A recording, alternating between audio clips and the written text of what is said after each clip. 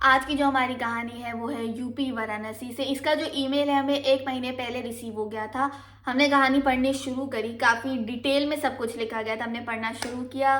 The story is spine chilling and so disturbing. And तक आते आते हम खुद बहुत ज़्यादा परेशान हो गए थे क्योंकि फैमिली का इन्वॉल्वमेंट था। ऑब्वियसली ये जो इंसिडेंट्स होते हैं ये जिस इंसान के साथ होते हैं उसके साथ तो बुरा होता ही है, मगर जो फैमिली सफ़र करती है ना, दैट इज़ सो ट्रॉमेटाइजिंग। हम तुरंत ही रिकॉर्ड करके अपलोड करने वाले थे, मगर रमज़ान में हमने ज़्यादा कुछ शूट किया नहीं, ना इंस्टाग्राम पे ना यूट्यूब पे। तो अभी से शुरू करते हैं। ये कहानी जिन्होंने शेयर करी है उनका नाम है अजाज अख्तर। अभी जो अजाज अख्तर है उन्होंने बोला है कि आपको नाम छुपाने की कोई ज़रूरत नहीं है, आप ओरिजिनल नेम यूज़ कर सकते हैं। तो पूरी स्टोरीज में जितने भी नाम हम लेंगे वो ओरिजिनल नेम है। तो अजाज के जो मामू हैं वो यूपी वाराणसी बड़ी बाजार में रहते हैं अपनी पूरी फैमिली के साथ। उनके 4 बेटे हैं। मामू का नाम है जैनुल आबदीन। जो मामू है उनके 4 बेटे हैं। अब ये इंसिडेंट जो हुआ है वो मामू के तीसरे बेटे नाजिम के साथ हुआ है। मामू अपनी पूरी फैमिली के साथ बड़ी बाजार में रहते हैं और उस पूरे इलाके को कजीदुल्लापुरा भी कहते हैं। I hope I am pronouncing well. अब इस पूरे इलाके में यूजुअली बंकल लोग रहते हैं जो बनारसी साड़ी को मैन्युफैक्चर करते हैं, और जो अजाज के मामू हैं वो भी यही काम करते हैं। उनका भी यही बिजनेस था, बनारसी साड़ी को मैन्युफैक्चर करने वाला। और उनके जो चारों बेटे थे वो मिलजुल के उस बिजनेस को संभालते थे। मामू का जो घर था वो कब्रिस्तान से लग के था, मतलब मामू का घर एक दो और घर, फिर उधर पूरा कब्रिस्तान।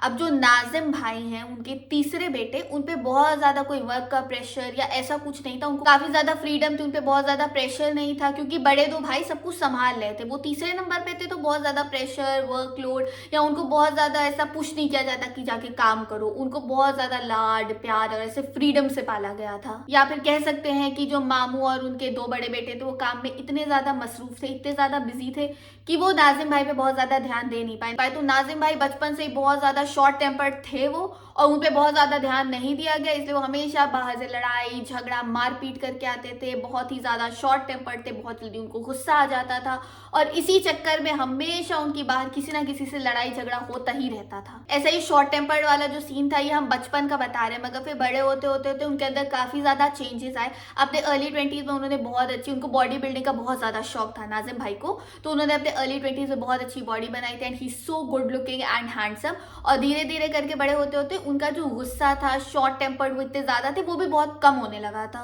मगर जो ये फेज था कि वो सुधरने लगे थे ये कुछ वक्त तक ही चला। उसके बाद चीजें और बद से बदतर हो गई। वो फिर से वैसे ही हो गए, लड़ाई झगड़ा करके आना, मारपीट करके आना, और इसके साथ साथ अब वो नशे भी करने लगे थे। उनका एक अड्डा हुआ करता था, वो घर था, घर के पास वाला जो कब्रिस्तान था, वो रात को वहां पे जाके बुरे से बुरा चरस गांजा सारे नशे वहीं बैठ के करते थे। उनका डेली का रूटीन बन गया था। घर आते, खाना खाते, फिर बहुत देर देर तक रात में वो उसी कब्रिस्तान में एक पेड़ के नीचे बैठ के नशे करते। वहीं उनका पूरा रात में वो वहीं रहते थे उसी कब्रिस्तान में। कुछ दिन ये चले, 1 दिन चला, 2 दिन चला। अब जब लगातार ये चीजें चल रही हैं कि वो कब्रिस्तान रात में चले जा रहे, सारे घर वाले बहुत ज्यादा परेशान हो गए, मगर अब कोई क्या करे। घर में वो किसी की बात नहीं सुनते थे सिवाय एक शख्स के, भोलू भाई। अब भोलू भाई नाजिम भाई के सबसे बड़े भाई थे, मतलब मामू के पहले बेटे। वो उनकी बात सुन लिया करते थे। बात 2011 की है। भोलू भाई और मामू ने नाजिम भाई को बैठ के बहुत अच्छे से समझाया कि अब सुधर जाओ, तुम्हारी शादी की उम्र हो गई, तुम ऐसे ही करते रहोगे तो कोई लड़की तुमसे शादी नहीं करेगी। काम धंधे पे ध्यान दो, अपने आप को सुधारो, ये सब कुछ करना बंद करो। ज्यादा अच्छे से मामू और उनके बड़े बेटे ने बैठ के नाजिम भाई को समझाया। समझाने के बाद काफी फर्क पड़ा। नाजिम भाई सुधरने लगे, थोड़ा अपने आप को कंट्रोल करने लगे, काम पे जाने लगे, मतलब फर्क पड़ा। अब चीजें काफी ज्यादा सही होने लगी थी। जो नाजिम भाई थे वो एकदम से सुधरने लगे थे, वो काम पे ध्यान देने लगे थे, एकदम सब कुछ सही होने लगा था। उनके लिए शादी का रिश्ता भी देखा जा रहा था, मगर 2012 में एक बहुत ज्यादा heart wrenching, heart breaking incident होता है। जो नाजिम भाई के बड़े भाई थे, जिनसे नाजिम भाई बहुत ज़्यादा अटैच थे, वो सिर्फ उनकी ही बात सुनते थे। मामू के बड़े बेटे, उनकी एक बाइक एक्सीडेंट में डेथ हो जाती है ईद के दूसरे दिन। अब इसके बाद जो नाजिम भाई थे बहुत ज़्यादा डिप्रेशन में चले जाते हैं। सब कुछ एकदम पहले जैसा हो जाता है कि वो फिर कब्रिस्तान में जा रहे हैं, फिर उनके नशे शुरू हो गए हैं, वो बहुत ज़्यादा डिप्रेशन में चले जाते हैं, वो खुद को नहीं संभाल पाए थे। वो बहुत ही ज़्यादा इमोशनली अटैच थे अपने बड़े भाई से, वो सिर्फ उनकी ही बात सुनते थे। तो यू कैन इमेजिन वो कितना ज़्यादा अटैच होंगे अपने बड़े भाई से। नाजिम भाई डिप्रेशन में थे, ये सबको दिख रहा था, मगर वो फिर से कब्रिस्तान जाने लगे, फिर से उनके नशे चालू हो गए, फिर से वो वैसे ही हो गए जैसे पहले वो थे। ये किसी को नहीं मालूम था। मगर फिर नेक्स्ट ईयर मतलब 2013 में नाजिम भाई की शादी तय हो जाती है। 2013 में ही उनकी शादी तय होती है और 2013 में उनकी शादी गुलशन अपी से हो भी जाती है। गुलशन भाभी, सब उनको गुलशन भाभी बुलाते थे। और 2015 में नाजिम भाई का एक बेटा होता है जिसका नाम रखा जाता है अलकमा। जब नाजिम भाई की शादी हुई थी तब वो 24-25 साल के थे। नाजिम भाई की शादी के बाद सब कुछ एकदम सही चल रहा होता है, वो सारी अपनी आदतें छोड़ चुके थे।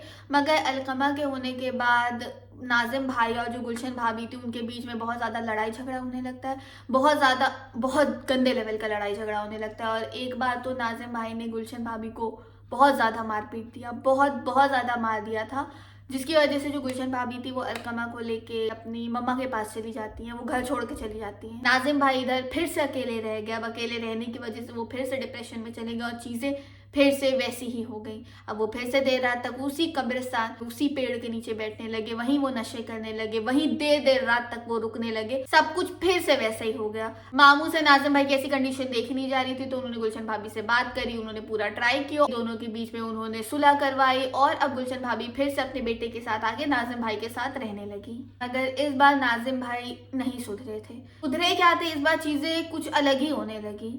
गुलशन भाभी बताती हैं कि रात को नाजिम भाई जोर जोर से दीवारों पे मुक्के मारते थे, बहुत ज़्यादा चीखते चिल्लाते थे, बहुत ज़्यादा उनकी जो कंडीशन थी वो ख़राब होने लगी थी।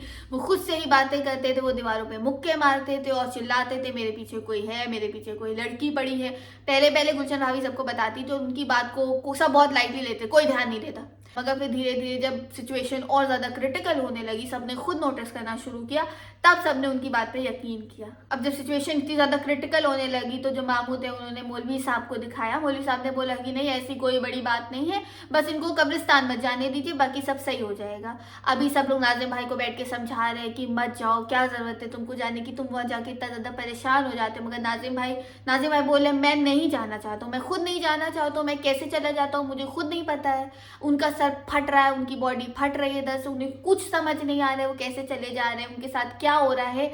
ही is unable to understand all these things. ने बहुत कोशिश करी, कुछ सही नहीं हुआ। अब वो रात में दूसरी आवाजों में गाना गाने लगे, दीवार पे हाथ मारने लगे, छोटी छोटी बातों पे चीखना चिल्लाना, और गुलशन भाभी को छोटी छोटी बात पे फिर मारने पीटने लगे। इस बार गुलशन भाभी फिर बहुत ज्यादा परेशान हो गई। वो अलकमा को लेकर अपनी मम्मी क्या फिर से छोड़ के चली गई। बार नाजिम भाई की सिचुएशन इतनी ज्यादा खराब हो चुकी थी कि मामू गुलशन भाभी को मना के घर वर नहीं लाए। उन्होंने डिसीजन लिया कि वो नाजिम भाई को रिहैब सेंटर भेज देंगे। ये 2018 या 19 की बात है। उन्हें रिहैब सेंटर भेज दिया गया। 1 साल तक नाजिम भाई वहां रहे। फिर 1 साल के बाद खुशखबरी आती है कि नाजिम भाई सही होने लगे हैं। अब ये खबर मिलने के बाद कि नाजिम भाई फिर से सही हो गए हैं, उनको घर लाया जाता है। गुलशन भाभी फिर से वापस आ जाती है, मगर कुछ भी सही नहीं हुआ था। नाजिम भाई की हरकतें घर आके फिर से वैसी हो जाती है, चीखना चिल्लाना मारना पीटना सब कुछ वैसा ही हो जाता है। गुलशन भाभी फिर से तंग आके घर छोड़ के अलकमा को लेके वापस से चली जाती हैं और नाजिम भाई भी घर छोड़ के भाग जाते हैं। वो कहाँ जाते हैं नहीं पता। कोई बोलता है कि वो रात को कब्रिस्तान में दिखे हैं, कोई बोलता है कि वो मार्केट में देखे गए, कोई बोलता है कि वो मैदान में सो रहे थे। मतलब हर कोई बता रहा था कि उनको यहाँ देखा है, यहाँ देखा है, यहाँ देखा है, मगर कोई भी उन्हें ढूंढ नहीं पा रहा था। पता नहीं वो कब कहाँ चले जाते थे, कोई नहीं ढूंढ पा रहा था उनको। कैसे कैसे ढूंढ के उनको घर लाया गया, वो फिर घर छोड़ के भागे। अब 2021 में वो भाग के मुंबई चले गए।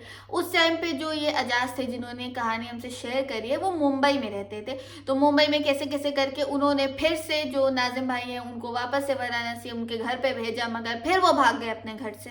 कैसे कैसे करके उनको ढूंढा जाता था, वापस घर लाया जाता था, वो फिर भाग जाते थे। घर वाले इतना ज्यादा परेशान हो गए थे, इतना ज्यादा तंग आ गए थे कि उन्होंने डिसाइड किया कि फिर वो रिहैब सेंटर भेज देंगे उनको। मगर वो हाथ में ही नहीं आते थे, वो भाग जाते थे। उनको जैसे ही घर आते थे वो फिर भाग जाते थे। अच्छा, बात ये थी कि वो पूरी तरीके से पागल नहीं हुए थे। वो मैक्सिमम टाइम एक नॉर्मल इंसान की तरह रहते थे, बातचीत करते थे, सब कुछ करते थे, मगर वो अचानक से वो पागल वाला बिहेवियर करना शुरू कर देते थे, सब भूल जाते थे और अजीब अजीब से हरकतें शुरू कर देते थे। फिर वो थोड़ा सा नॉर्मल होते थे, नॉर्मल तरीके से बात करते थे और फिर वो अचानक से वैसे हो जाते थे। अब यहाँ पे होता है सबसे ज्यादा खतरनाक इंसिडेंट। रात में एक बार जोर जोर से दरवाजा खटखटाने की आवाज आती है। जो मामू थे वो जाके देखते हैं, गेट खोलते हैं, सामने नाजिम भाई खड़े थे।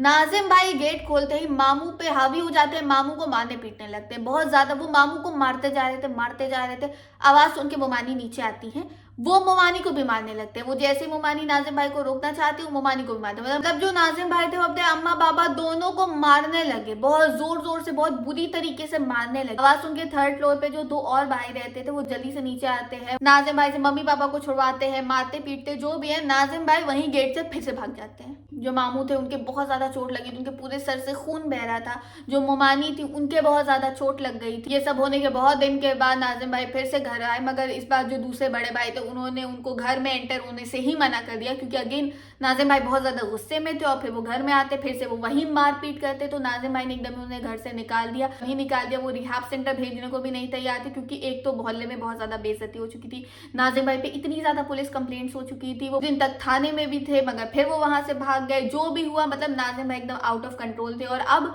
घर में जो उनके और भाई थे उन्होंने उनको उनकी एंट्री घर में एकदम ही मना कर दी थी। 2024 में जो मामू थे उनकी डेथ हो जाती है, कि मामू की डेथ हो गई थी। जो नाजिम भाई थे वो सही होने से रहे। गुलशन भाभी डिसाइड करती हैं कि उन्हें तलाक चाहिए प्लस चाइल्ड सपोर्ट चाहिए, उनका या उनके बेटे का प्रॉपर्टी में जो भी हिस्सा होता है वो सब कुछ उनको चाहिए। और अब वो अलग हो जाएंगी। बहुत ज़्यादा मसले, बहुत ज़्यादा प्रॉब्लम फेस करने के बाद फाइनली ये डिसाइड होता है कि ठीक है डिवोर्स कराया जाएगा, क्योंकि नाजिम भाई तो अब ठीक होने से रहे। इतना 2013 में शादी हुई थी, 2024 आ रहा है, ऑलमोस्ट 10-11 साल हो गए हैं, इतना ज़्यादा ड्यूरेशन, अब वो नहीं सही होंगे।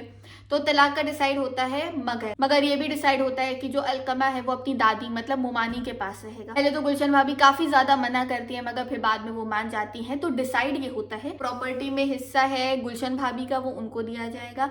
बाकी जो नाजिम भाई का प्रॉपर्टी में हिस्सा है वो हमेशा अलकमा के नाम रहेगा। तो ये डिसाइड हुआ 2025 में। नाजिम भाई और गुलशन भाभी का तलाक हो गया। गुलशन भाभी के हक में जितनी भी चीज़ें आ रही थी, उनका जो भी डाउरी था प्लस उनका जो भी ज्वेलरीज थी प्लस जो भी उनके हक में था उनको दे दिया जाता है। वो सब कुछ लेके जो गुलशन भाभी है उन्होंने दूसरी शादी कर ली।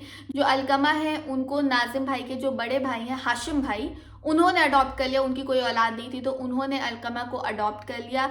जो नाजिम हैं वो पूरी तरीके से पागल हो चुके हैं। वो कहाँ घूमते हैं, कहाँ रहते हैं, कहाँ आते हैं, कहाँ जाते हैं, किसी को कुछ नहीं पता है। वो बिल्कुल ही पूरी तरीके से पागल हो चुके हैं। किसी को आज तक नहीं पता है कि ये इन 10 सालों में नाजिम भाई को हुआ क्या, वो क्यों ऐसे हो गए, क्योंकि डॉक्टर्स बता रहे हैं everything is fit and fine, कुछ भी दिक्कत है वो 100% बिल्कुल सही है।